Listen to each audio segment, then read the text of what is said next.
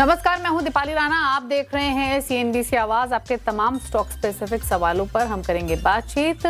Experts के लेंगे advice. कोई भी सवाल आपके पास है ट्रेडिंग पोजीशंस रिलेटेड, इन्वेस्टमेंट की पोजीशंस हैं, तो आप हमारे शो में आकर हमारे एक्सपर्ट्स की एडवाइस ले सकते हैं।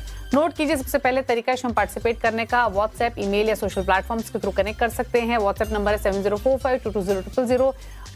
इसके अलावा फेसबुक, ट्विटर, सारे सोशल प्लेटफॉर्म्स पर जाएंगे CNBC आवाज के, तो इस शो को लाइव भी देख सकते हैं, अपने क्वेश्चंस पोस्ट कर सकते हैं #आस्क-आवाज लिखकर। आज हमारे साथ है मार्केट एक्सपर्ट अमित सेठ, आपकी सभी क्वेरीज को आंसर करने के लिए। लेकिन पहले लेकर आते हैं एक क्विक रिकैप और उसके बाद ट्रेडिंग स्ट्रैटेजी लेते हैं अगले सेशन के। ईरान पर ट्रंप के बयान से बाजार में हाहाकार मच गया। सेंसेक्स निफ्टी भारी गिरावट के साथ बंद हुए। वहीं mid cap small cap share में बिकवाली देखने को मिली। कैसा रहा बाजार का पूरा एक्शन, सबसे पहले समझते हैं रक्षा रावत से। रक्षा बताएं। दो एक्सपायरीज के बीच का सैंडविच सेशन था आज और मार्केट में रिस्क रिटर्न गहराता हुआ नजर आया। ग्लोबल संकेतों की वजह से, जो खराब ग्लोबल संकेत थे उसकी वजह से मार्केट की शुरुआत खराब हुई, लेकिन सेकंड हाफ में गिरावट और ज्यादा गहरा गई ट्रंप के उस बयान के बाद। ट्रंप का कहना है कि वो अब ईरान के साथ डील नहीं करना चाहते हैं और वहां से मार्केट और ज्यादा गहराए गिरावट। अगर निफ्टी की बात करें, सेंसेक्स की बात करें, तो यहाँ पर करीब करीब 2% से ज्यादा की गिरावट देखने को मिली। वहीं बैंक निफ्टी में करीब करीब 2.5% की गिरावट देखने को मिली। मिड कैप और स्मॉल कैप की बात करें तो यहां से भी आज अंडर परफॉर्मेंस देखने को मिली। अगर सेक्टोरियल पिक्चर देखिए आज की, तो काफी ज्यादा खराब होती हुई IT, FMCG, metal, pharma, reality, oil and gas, सारे ही काउंटर्स जो है वो लाल निशान में कारोबार करते हुए नजर आए। और इतने दिनों से जो प्राइवेट बैंक में अच्छी तेजी नजर आ रही थी, वो कहीं ना कहीं आज खत्म होती हुई नजर आई। PSU बैंक में भी आज करीब करीब 3% की गिरावट देखने को मिली। इंडिया विक्स यहां पर 26% का उछाल आज के दिन में देखने को मिला।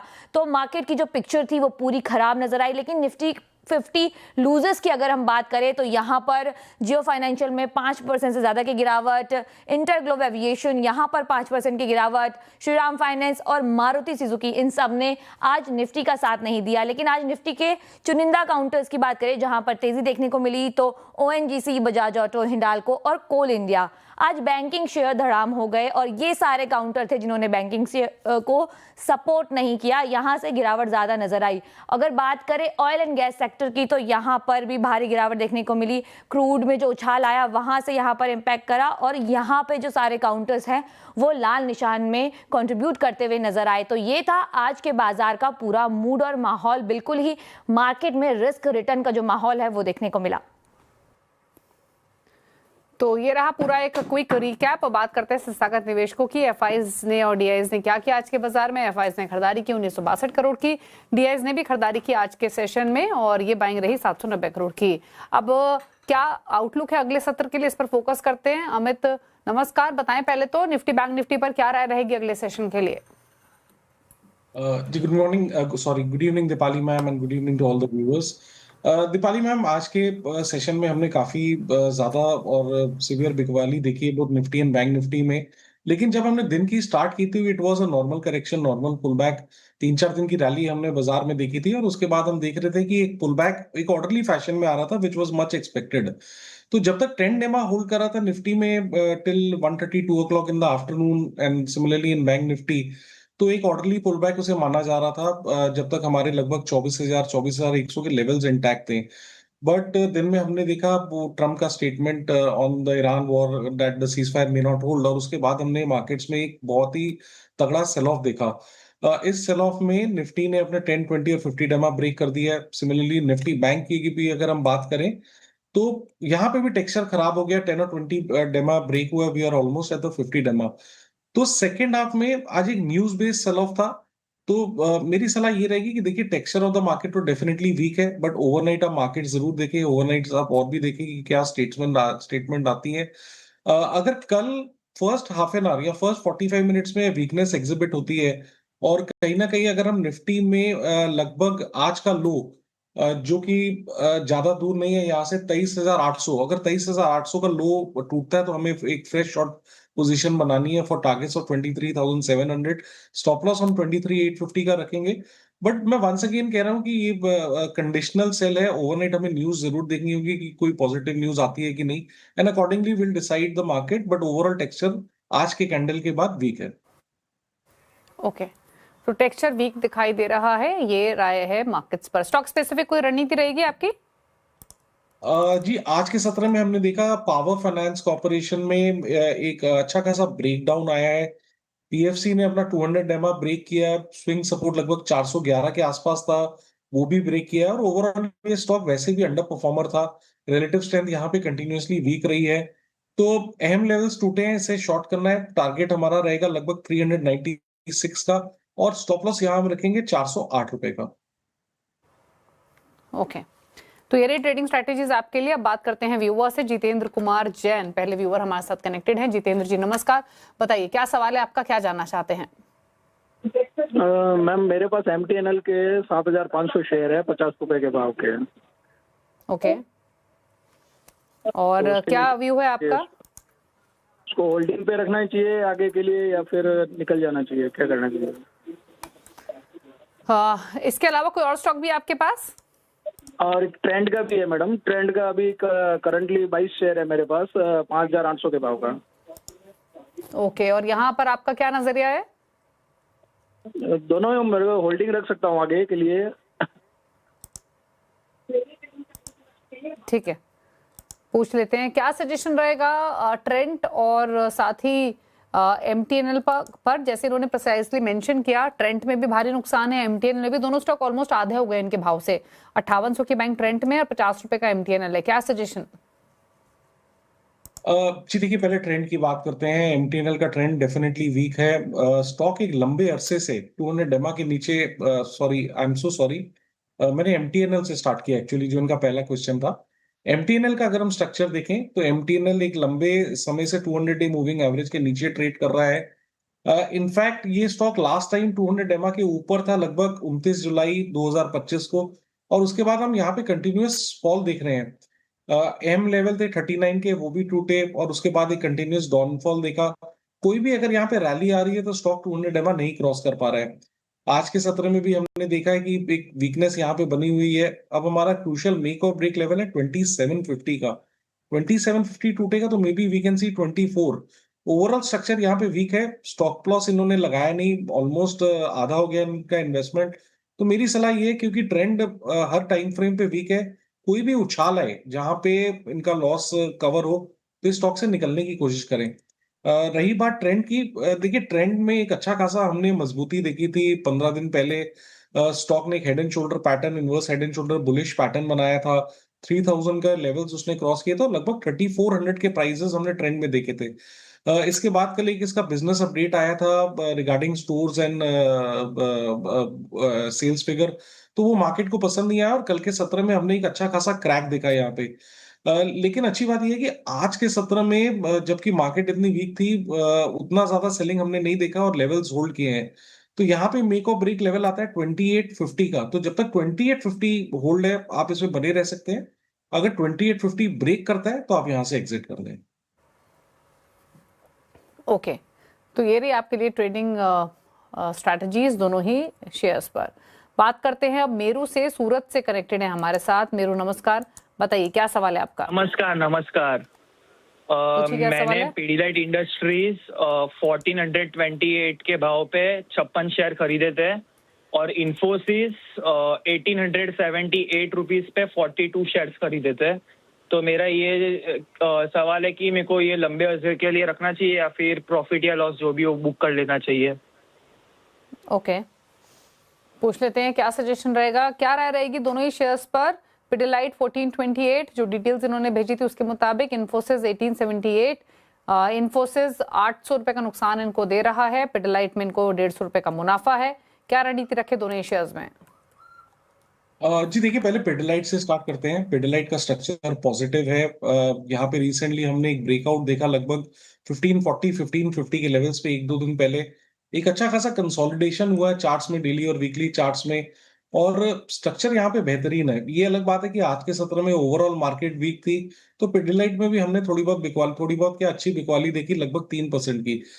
लेकिन ट्रेंड देखे तो ट्रेंड अभी भी पॉजिटिव है। स्टॉक 20 डेमा के ऊपर होल्ड कर रहा है, ब्रेकआउट लेवल्स अभी भी होल्ड कर रहे हैं। तो जब तक यहाँ पे स्टॉक 1530 क्लोजिंग बेसिस में होल्ड करता है, आप पिडिलाइट में बने रहे। मेरे ख्याल से अगर मार्केट्स थोड़ा स्टेबलाइज होती है 2-4 दिनों में, तो I think it will outperform, start to do well. तो 1530 का स्टॉप लॉस लगाए और पिडिलाइट होल्ड करें।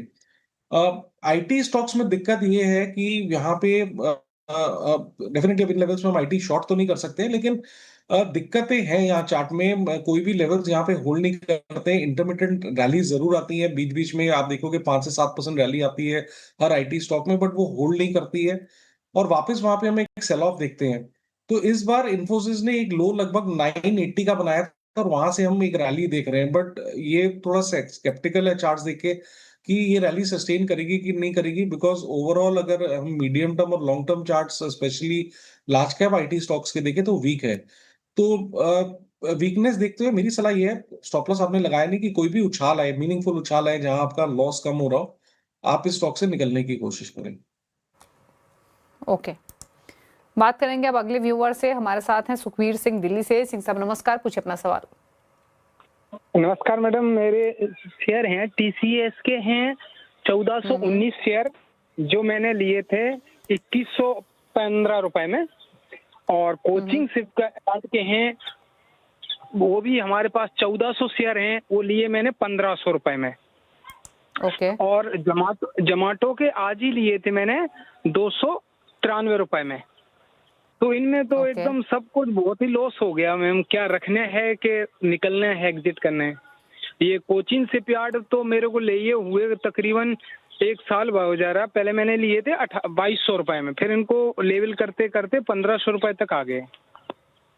क्या करूं इनको? और टीसीएस को होल्ड रखूं लंबे समय के लिए कि एग्जिट हो जाऊं? 2100 रुपए में खरीदे हुए हैं। और एक कोचिन शिपयार्ड भी है क्या? कोचिन शिपयार्ड भी है मैम। यहाँ 1470 की पाएंगे। अच्छा अमित, सबसे पहले तो इटर्नल पर आए दीजिए। एवरेज करते करते क्वांटिटी काफी ज्यादा हो गई, अब क्या करें इटर्नल में? लग कैसा रहा है स्टॉक?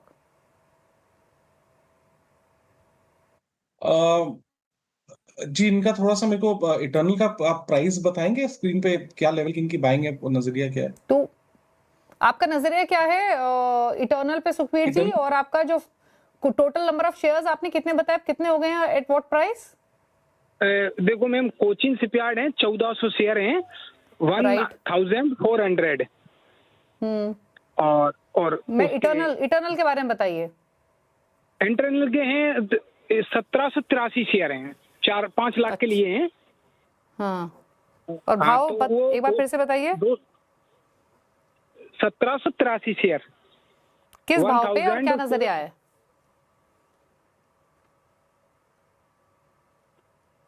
किस भाव पे लिया आपने? आपका बाइंग प्राइस क्या है इटर्नल में? 293 में। और आपका होराइजन क्या है, मतलब रख सकते हैं, निवेश है ये? हाँ, निवेश किया है। महीने 2 महीने के लिए रखूं या निकल जाऊं, एग्जिट हो जाऊं? अच्छा, काफी कंफ्यूजिंग आउटलुक दिया है इन्होंने कि है तो लंबी अवधि का व्यू, बट महीने 2 महीने रख सकते हैं, निकल जाए। बट डेफिनेटली मार्केट भी इसी तरीके का है कि होराइजन से ज्यादा इंपॉर्टेंट है कि स्टॉक होल्ड करने लायक है भी या फिर नहीं। तो जैसे इन्होंने कहा 1783 शेयर हो गए, अलग अलग लेवल पे लिए, अब इनका 293 का बाइंग प्राइस है। तो पहले तो इटर्नल पर बताए क्या करें? जी देखिए, इटर्नल का स्ट्रक्चर पॉजिटिव है। इटर्नल में हमने एक ब्रेकआउट देखा लगभग 266 के लेवल पे। अब प्रॉब्लम ये आ रही है कि स्ट्रक्चर तो पॉजिटिव है, लेकिन इनका बाइंग प्राइस थोड़ा सा स्ट्रेच्ड है। इन्होंने तब लिया जब ऑलरेडी यहाँ पे 4-5 दिनों की रैली आ गई, तो इन्होंने लगभग लिया 292 के प्राइस में। Ideal buying price was maximum 272। तो रिस्क रिवॉर्ड पॉइंट ऑफ से वीक हो गया। ओवरऑल स्ट्रक्चर पॉजिटिव है, लेकिन यहाँ पे पुल बैक जरूर आ सकता है। पुल बैक कहां तक आ सकता है? मे बी 270, 275 वो लेवल्स अगर ये देखने को तैयार है तो ओवरऑल स्ट्रक्चर पॉजिटिव है। स्टॉक स्लोली एंड स्टेडीली ऊपर जाएगा, बट इनकी बाइंग प्राइस थोड़ी सी एक एक्सटेंडेड प्राइस में, तो ये शुड बी रेडी कि यहाँ पे 274, 275 भी हम देख सकते हैं। तो एक स्टॉप लॉस आपको 265 का लगाना है और इटर्नल को होल्ड करना है। ओके, और साथ ही कोचिन शिपयार्ड जहां 1470 की बाएंगे और टीसीएस लगभग 2100 की बाएंगे, क्या करें यहाँ पर? जी देखिए, कोचिन शिपयार्ड भी बीच बीच में रैली देने की कोशिश करता है, बट अब कोचिन शिपयार्ड में हम देख रहे हैं कि अप स्लोपिंग ट्रेंड लाइन का यहाँ पे ब्रेक हुआ है। स्टॉक अपने सारे की मूविंग एवरेज के 20 रैली जो आई थी वो सस्टेन नहीं की, और 200 MA भी रैली ने क्रॉस नहीं किया। तो कोचिन की सलाह ये है कि कोई भी उछाल आए तो आप यहाँ से एग्जिट करें। ओके, बात करेंगे अब राजेश माहेश्वरी से, अहमदाबाद से कनेक्टेड हैं। माहेश्वरी जी नमस्कार, बताइए अपना सवाल। मैडम मेरे पास वरुण ब्रेवरीज का 500 शेयर है 496 के भाव का 496। तो क्या करने का, रखने का, बेच देने का? ओके, वरुण अभी बेवरेजेस लिया है। रखे या बेच दें? अभी लिया है इन्होंने, 496 की बाइंग है।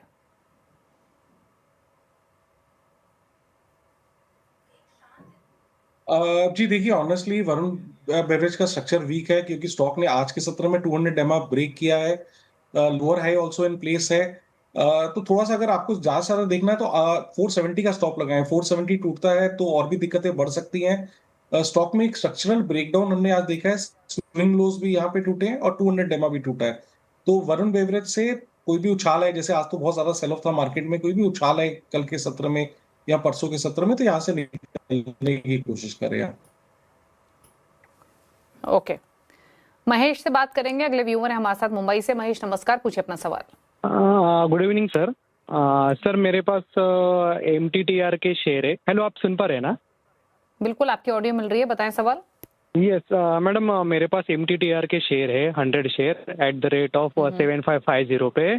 तो मैंने लास्ट वीक में लिया था और प्योरली ट्रेडिंग बेस पे लिया था, बट उसके दूसरे दिन मुझे 40,000 का प्रॉफिट मिल रहा था, बट वो कुछ अंडर सर्विलेंस था, T2T शेयर था, इसके लिए मेरे पास वो बेचने के लिए तब शेयर नहीं थे क्रेडिट हुए। तो तीसरे दिन के बाद वो लोअर सर्किट पे ओपन हुआ, तो मैक्सिमम मैं 15 दिन ही रुक सकता हूँ। तो क्या व्यू रहेगा सर इसमें? पूछ लेते हैं क्या सजेशन रहेगा।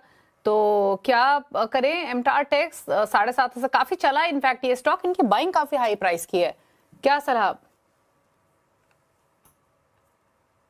जी देखिए, यहाँ पे स्ट्रक्चर थोड़ा वीक हो गया है। रिसेंटली एमटा टेक में हमने काफी अच्छी खासी रैली देखी थी early part of the year में। स्टॉक ने लगभग एक हाई 1600 का और वहां से हम एक कंटिन्यूअस पुल बैक देख रहे हैं। यहाँ पे थोड़ा सी प्रॉब्लम ये हो गई कि स्टॉक ने आज के सत्र में 50 day exponential moving average break किया है। तो कल के सत्र में इनको की लेवल वॉच करना है 750 ब्रेक करता है तो इन्हें स्टॉप लॉस लगा के रखें 6750 का। ओके, तो ये रही सलाह आपके लिए एमटार टेक पर। बात करेंगे किशोर पांडा से, हमारे साथ कनेक्टेड है। किशोर जी नमस्कार, बताइए अपना सवाल। प्राइज इंडस्ट्रीज 100 से 450 में क्या करेंगे इसमें? प्राज इंडस्ट्रीज 450 की आपकी बाइंग है, और भी कोई स्टॉक है आपके पास? और NSDL है 50 शेयर से 1375 में। ओके, 1375 की बाइंग NSDL में, ये भी लॉसेस में है काफी, और प्राज में इनकी 451 की बाइंग है, यहाँ भी 100 रुपए का नुकसान। क्या करना चाहिए?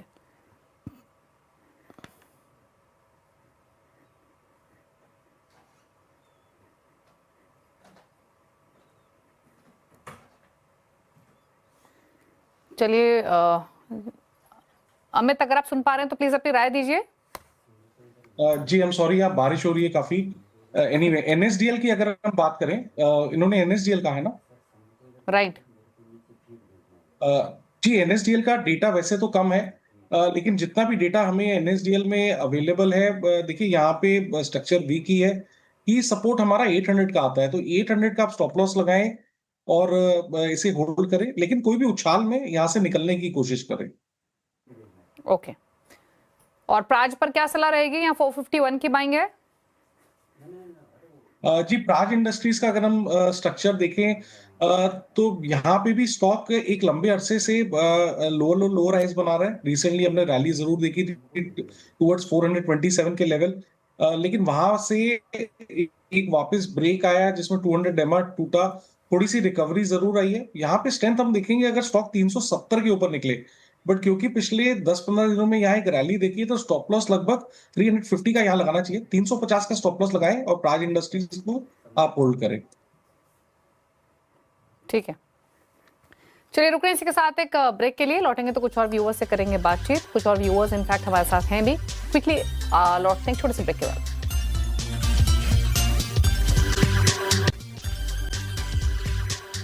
आप देख रहे हैं CNBC आवाज, अमित सेठ हमारे साथ बने हुए हैं आपकी सभी क्वेरीज को आंसर करने के लिए। अगले व्यूअर भी हैं हमारे साथ, आकाश राज दिल्ली से कनेक्टेड हैं। आकाश नमस्कार, पूछिए अपना सवाल। Thank you so much. Actually मेरा सवाल सर से था कि मैंने लिंडे इंडिया की 28 शेयर्स ले रखे हैं 79 के रेट पे। एक्चुअली उस समय जो निफ्टी था काफी हाई पे था, 400 प्लस जा रहा था, तो 24,400 से ऊपर था। और एक एनालिस्ट है, उन्होंने मुझे ये कॉल बाय करना कहा था कि आप इसको बाय कीजिए, within 1 to 2 weeks this stocks reach on 8300, that's why I buy. So I request you please help me, क्या करना चाहिए मुझे, एवरेज करूं, क्या करूं? ओके, पूछ लेते हैं लिंडे इंडिया पर। हालांकि इन्होंने शॉर्ट टर्म के पॉइंट ऑफ व्यू से लिया था शायद, इसीलिए इनको नुकसान भी हो रहा है 1000 रुपए का। और इनफैक्ट हमें तो आपको याद होगा कि कोविड टाइम में स्टॉक की सबसे ज्यादा चर्चा होती थी, उससे पहले कम चर्चा होती थी और उसके बाद भी काफी कम चर्चा हुई, क्योंकि इंडस्ट्रियल गैसेस कंपनी बनाती है और ऑक्सीजन सिलेंडर्स की मैन्युफैक्चरिंग करती है, तो इसीलिए काफी पॉपुलर हुआ था। उस टाइम चला भी काफी था, बट फंडामेंटली ठीक है कंपनी। बट इनके लिए व्यू क्या है, कंसिडरिंग इन्होंने short term point of view से लिया, ये फिलहाल लॉसेज में है, 7,900 की बाइंग है। जी पहले तो हम्बल रिक्वेस्ट है कि किसी भी एनालिस्ट ने अगर कॉल दिए तो मेरे ख्याल से स्टॉप लॉस भी बोला होगा, तो स्टॉप लॉस जरूर फॉलो करें। स्टॉक मार्केट में there is nothing without stop loss. Having said that, देखिए लिंडे इंडिया एक साइडवेज कंसोलिडेशन जोन में है। इसे मैं हेल्दी और पॉजिटिव कंसोलिडेशन ही कहूंगा। नीचे में लगभग स्टॉक के लेवल्स आते हैं 6,500 के और ऊपर में 8,000, तो ये 1,500 रुपए के रेंज में कंसोलिडेट कर रहा है। तो जब तक ये कंसोलिडेशन खत्म नहीं होगा तो तब तक मेरे ख्याल से साइडवेज रहेगा। इन द मीनवाइल हमारा 200 एमआ लगभग 6,700 के आसपास आता है, तो आपको 6,700 का स्टॉप लॉस लगाना है और इसमें बने रहना है। 7,000 का स्टॉप लॉस लगाना है यहाँ पर। और स्टॉप लॉस आपने क्या बताया लिंडे इंडिया पर? 6,700 का। ओके, 6,700 डेफिनेटली, क्योंकि 7,000 के तो नीचे ट्रेड ही हो रहा है। माय बैड, मैंने 7,000 सुना, पर 6,700 का स्टॉप लॉस आपको रेकमेंड किया गया है, होल्ड करने की सलाह है। अगले व्यूअर से बात करते हैं, स्तेश चंचल पटना से कनेक्टेड हैं। चंचल साहब नमस्कार, बताएं अपना सवाल। चलिए एसएमएस के थ्रू सवाल लेते हैं, माफ कीजिए फोन लाइन पर कनेक्टेड नहीं है ये हमारे साथ। और इनका सवाल है पटना से लोधा डेवलपर्स पर, 920 की इनकी खरीदारी है, 55 शेयर्स हैं, 200 रुपए का फायदा फिलहाल हो रहा है, जानना चाहते हैं क्या करें, बताएं। जी देखिए, रियल एस्टेट सेक्टर में काफी अच्छा खासा ट्रैक्शन है, आउट परफॉर्मिंग सेक्टर है और मुझे लगता है आने वाले कुछ दिनों में real estate can do well. Index charts भी अच्छे हैं और बाकी अगर सेक्टोरल कंपोनेंट्स देखें तो वो भी अच्छा कर रहे हैं। रही बात लोढ़ा की, तो यहाँ पे भी एक अच्छी खासी स्ट्रेंथ दिख रही है, चार्ट्स में डिलीवरी वॉल्यूम्स नजर आ रहे हैं। आज के सत्र में भी ये स्ट्रॉन्ग था, इनफैक्ट इसने लगभग हाई बनाया था आज के सत्र में 1150 का, बट क्योंकि मार्केट्स वीक थी पॉजिटिव में क्लोज हुआ, लेकिन इंट्राडे हाइज इसने गिव अप किए। लेकिन ओवरऑल स्ट्रक्चर काफी पॉजिटिव है, तो आपको होल्ड करने की सलाह है। यहाँ पे आप स्टॉप लॉस ज्यादा नहीं, 1,100 रुपए का लगा के रखें। ओके, 1100 के स्टॉप लॉस के साथ होल्ड करें। अगले व्यूअर से बात करते हैं, स्तेहांशु आसनसोल से कनेक्टेड हैं। इन्होंने सवाल भेजा एसएमएस के थ्रू, दो स्टॉक्स इनके पास, एक तो है आरवीएनएल, यहाँ 717 शेयर्स है, 244 की इनकी बाइंग है। दूसरा है सेल, यहाँ 124 की बाइंग है और 124 शेयर्स है, माफ कीजिए, बाइंग है 165 की। तो सेल एट 165, 162 पर बंद हुआ, थोड़ा सा नीचे इनके भाव से, और आरवीएनएल 244 की बाइंग है। जी देखिए, अब आरवीएनएल का स्ट्रक्चर ओवरऑल वीक है, यहाँ पे लोअर लो लोअर हाइज बन रहे हैं, स्टॉक 200 डेमा के नीचे ट्रेड कर रहा है। और आज के सत्र में भी हमने यहाँ पे एक क्रैक अच्छा खासा देखा। सपोर्ट की बात करें तो 221 पे सपोर्ट आता है, जहां से प्रीवियसली स्टॉक ने एक रिकवरी दिखाई थी। तो पहले तो आपको 220 का स्टॉप लॉस लगाना है, 220 टूटे तो डेफिनेटली यहाँ से निकल जाए।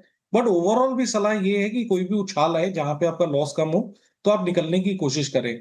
रही बात मेटल स्टॉक्स की, specially steel authority of India, यहाँ पे होल्ड करने की सलाह है, क्योंकि रैशनल ये है कि स्टॉक ने ऑलमोस्ट एक हाई बनाया था 210 रुपीज का, उसके बाद हमें करेक्शन देख रहे हैं, बट फाइनली ये एक स्ट्रॉन्ग सपोर्ट जोन पे आ गया है। यहाँ पे 200 डे एक्सपोनेंशियल मूविंग एवरेज है, एक वीकली डिमांड जोन भी है।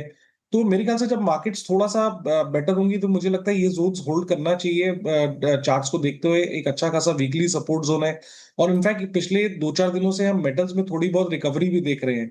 तो आपको एक स्टॉप लॉस लगाना है यहाँ 156 रुपीज का, और स्टील अथॉरिटी ऑफ इंडिया को होल्ड करना है। ओके, चलिए, तो ये रही सलाह आपके तमाम स्टॉक्स पर। शो को समेटने का वक्त है। क्लोजिंग कमेंट अमित आपकी तरफ से। जी, जितने भी स्टॉक्स डिस्कस हुए हैं इनमें मेरी कोई ट्रेडिंग पोजीशन नहीं है। ओके, शुक्रिया आपका शो में शामिल होने के लिए। इसी के साथ एक ब्रेक का वक्त हो गया। ब्रेक के उस पार भी खबरें जारी हैं। नमस्कार।